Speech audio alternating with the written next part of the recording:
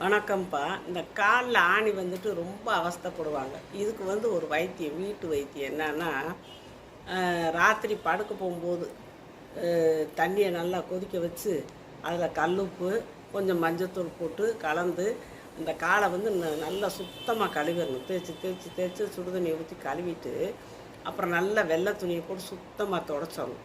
தொடச்சிட்டு ஒரு பின்னை வச்சு கூட அந்த அந்த ஆணி இருக்கிற இடத்த லேசாக கீறி விட்டுக்கறணும்.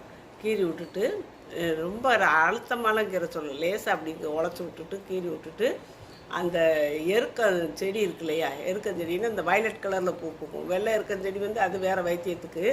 இந்த வயலட் கலரில் பூ பூக்கிற எருக்கஞ்செடியில் அந்த பூ கொத்தாக தான் முளைக்கும். அந்த பூவை அப்படியே ஒடிக்கணும். காம்போடு ஒடித்தோம்னா அதுலேருந்து பால் வரும். அந்த பாலை அப்படியே 2 சொட்டு அந்த ஆணி மேலே வச்சுட்டு நைட்டில் பேசாமல் கொஞ்சம் நேரம் காய விட்டுட்டு படுத்துருங்க.